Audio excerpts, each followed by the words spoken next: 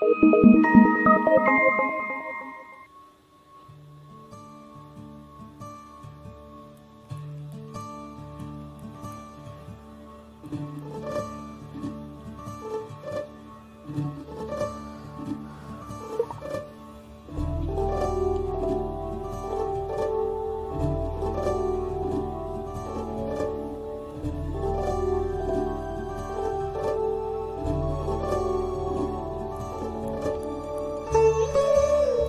सबको नमस्कार।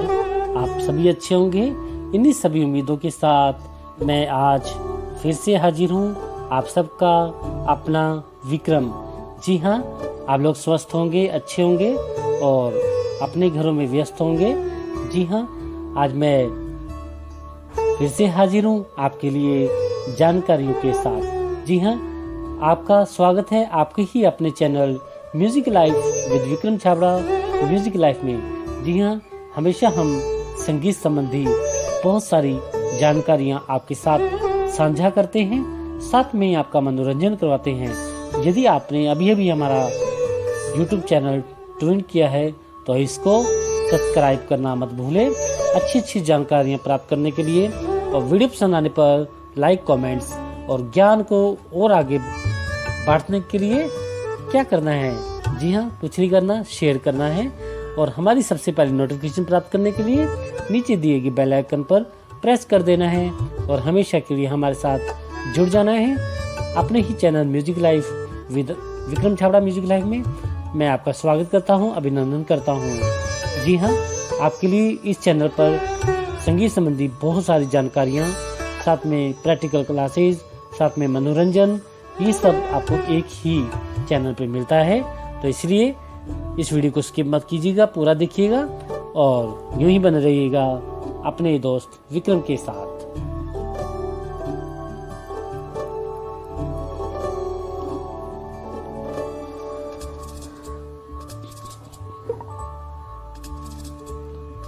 आज हम एक नया अध्याय लेकर आपके बीच में हाजिर है। जी हाँ, आज हम बात करने जा रहे हैं आपके बीच में स्वर लिपि।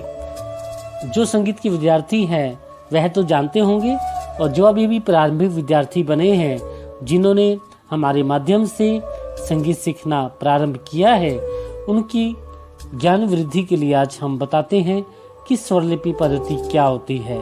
जी हाँ, इसको हम अलग अलग पार्ट में विभाजित करेंगे ताकि ज़्यादा वीडियो लंबा ना हो और आपको समझने में बहुत आसान रहे। स्वरलिपि पद्धति जिस प्रकार से हिंदी भाषा के लिए जी हाँ देवनागरी है, पंजाबी भाषा के लिए गुरमुखी है, इसी प्रकार से संगीत में भी अपनी एक स्वरलिपि पद्धति है। जी हाँ, इसकी भी अपनी लिपि है। पुरानी चीज़ों को हम कैसे संजो कर रख सकते हैं, यह इच्छा प्रकट हुई होगी और तब ही स्वरलिपि निर्माण किया होगा स्वरलिपि का। और विष्णु दिगंबर और भातखंडे स्वरलिपि पद्धतियाँ दो प्रचलित हैं हिंदुस्तानी पद्धति के उसमें।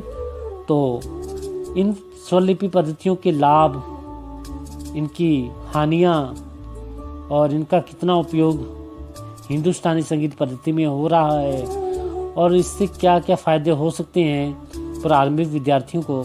एक प्रकार की यह लिपि है, हम इससे संगीत को पूरा संजो कर रख सकते हैं। तो उसी विषय पर आज मैं आपके सामने जो है जानकारियाँ लेकर आया हूँ।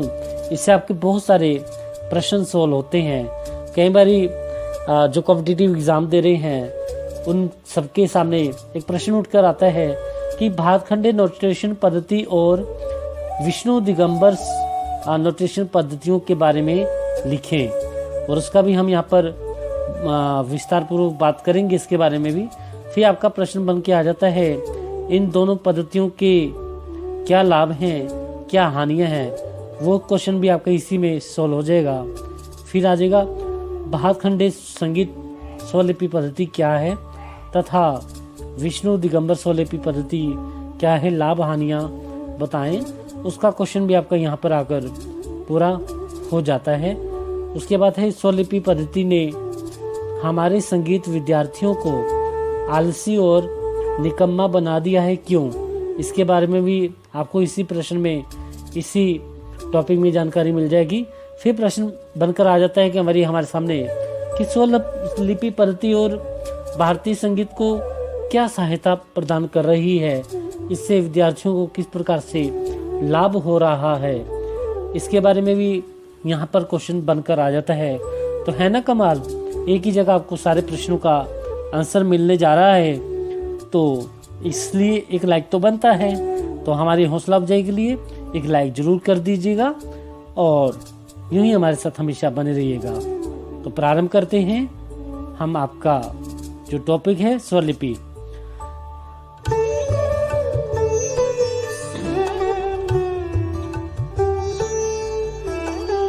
श्रीमती एन विसन ने लिखा है कि भारत की संगीत शैली संसार भर में सबसे ज्यादा प्रचलित है, प्रसिद्ध है। अपने पुराने संगीत को संभाल कर रखने की जो इच्छा है वो किसी महान कलाकार के मन में उमड़ कर आई और उससे जो है किसका निर्माण हुआ, स्वरलिपि पद्धति का निर्माण किया गया। इसी की इच्छा फलस्वरूप ही स्वरलिपि हमारे सामने उपस्थित हो गई। आधुनिक युग में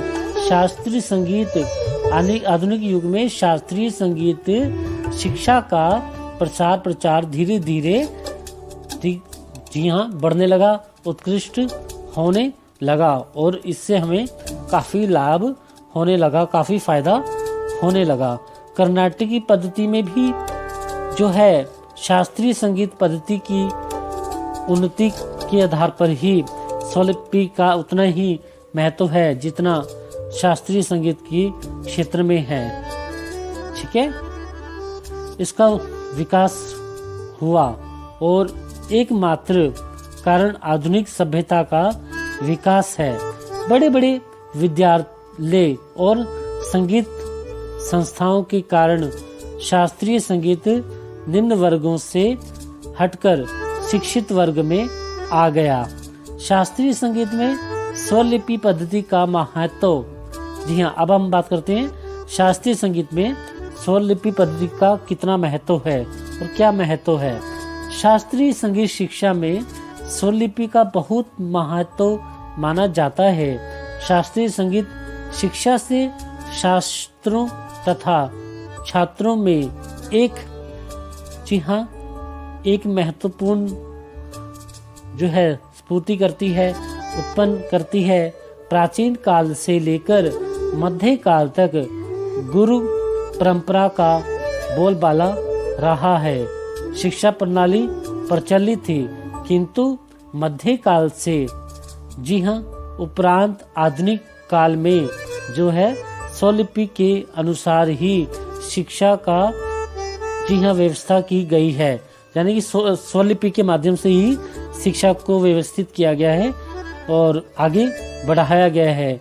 आधुनिक काल में स्वरलिपि के द्वारा संगीत सीखने में बहुत बड़ी सुविधा हो गई है। इसके द्वारा संगीत जी हाँ कम समय में अधिक छात्र लाभ उठा सकते हैं। स्वरलिपि के आधार पर जो संगीत सिखाया जाता है वो अत्यधिक वैज्ञानिक ढंग से ही महत्वपूर्ण माना जाता है। स्वरलिपि के आधार पर सभी संगीत शैलियों के शिक्षा सरगम गीत, लक्षण गीत, ध्रुपद, धमार, ख्याल, टप्पा, ठुमरी आदि जितनी भी शैलियां हैं वह प्रचलित हैं। जी हाँ, उन सब की शिक्षा स्वरलिपि के आधार पर ही दी जाती है। स्वरलिपि के अध्ययन से छात्रों में गाने या बजाने की जो पूर्ण क्षमता है वह उत्पन्न हो जाती है। इससे हमारी इस संगीत पद्धति को जीवित भी रखा जाता है।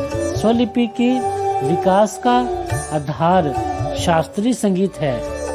ठीक है, अब हम नंबर 2 पॉइंट की बात करते हैं, स्वरलिपि विकास का आधार। जी हाँ, इसका आधार जो है वो शास्त्रीय संगीत है। शास्त्रीय संगीत शिक्षा में स्वरलिपि पद्धति का विकास बहुत तार्किक संगत है। शिक्षा आधुनिक युग में अत्यंत महत्वपूर्ण बन गई है। शास्त्रीय संगीत शिक्षा का संबंध अनेक विषयों से है। ध्रुपद तथा धमार गायन में लय कार्यों के प्रयोग में गणित का सहारा लेना पड़ता है। आलाप तान और बोल तान का प्रयोग तानों के अनुसार किया जाता है। तालों में अनेक मात्राएं होती हैं। गायक तथा वादक संगीत का प्रदर्शन करते समय तालों का गणना करते हैं। तालों की गणना करते हैं और तालों का युग्म बनाते हैं। संकेत स्वरलिपि का उद्गम अवश्य ही प्राचीन काल में हो चुका होगा। हाँ, ये हो सकता है कि इसका विकास जो है वह आधुनिक काल में हो रहा हो। तो आपको यहाँ तक समझ में आ गया कि शास्त्रीय संगीत में स्वरलिपि का कितना महत्व है। स्वरलिपि लिखी जाती है परंतु उसका स्पष्ट जो है वर्णन हमें बहुत कम मिलता है।